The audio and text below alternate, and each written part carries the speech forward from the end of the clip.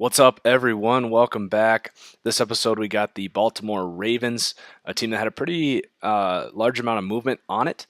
And also, I'm going to try and finish the roster by the end of tonight. This is Thursday, the 16th. For those of you that have been really waiting to use this roster, get your hands on it for franchise mode. I'm hoping to get it done today. So let's take a look at the Ravens. Joe Flacco goes down. I feel like I don't need too much explanation. He's been pretty below average ever since his Super Bowl run. Just a, prototypical pocket passing quarterback. Not a ton of mobility, makes mistakes. Yeah.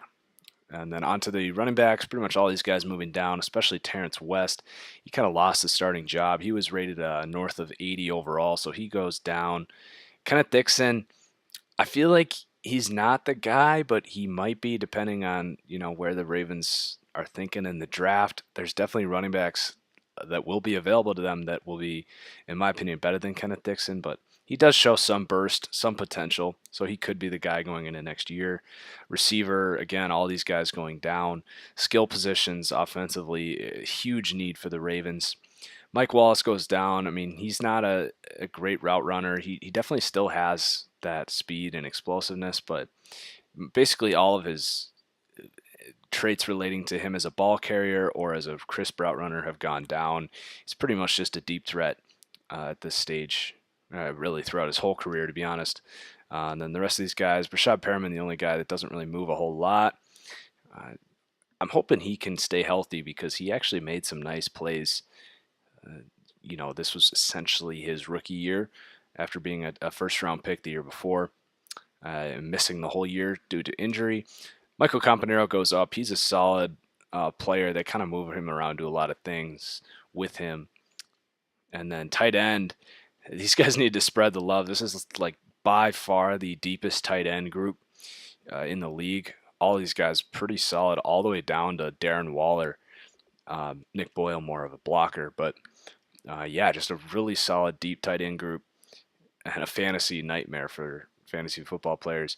Offensive line pretty solid. They got the tackles pretty much figured out. Stanley was a big pick for them. Alex Lewis goes up, and Urschel was originally listed as the starter. It looks like Alex Lewis has kind of controlled that job for now, but definitely still a prospect at this stage. Zutas and Yanda stay the same, although they did move Yanda to left guard for some reason. He is a right guard. And then Rick Wagner, solid. Timmy Jernigan goes up a good bit. He had a great season, kind of emerging. He was a second-round pick a couple years ago, but really just a base foundation part of that defense right here with Timmy Jernigan and Brandon Williams also moving up just a little bit. These guys were a big part of that. I think they were the number one ranked run defense. And then Elvis Dumerville, these guys pretty much staying the same. CJ Mosley, a stud. Yeah, Zachary Orr is gone. He retired. And then Suggs goes up just a tiny bit. The corners had to move around a little bit. Jimmy Smith stays about the same, but then Sharice Wright goes up. Tavon Young goes down. I mean, Tavon Young had a great rookie year, but he's going to have to prove himself to be rated as an 80 overall, which is where Madden had him. And then the safeties, pretty solid. Darius Webb converted. Corner, he's been pretty good at safety. I think they could probably do an upgrade there long term. And then Eric Weddle, of course. And Anthony Levine was actually listed as middle linebacker, so he might be moving around a little bit next year. And then Justin Tucker, wanted to mention, he goes up.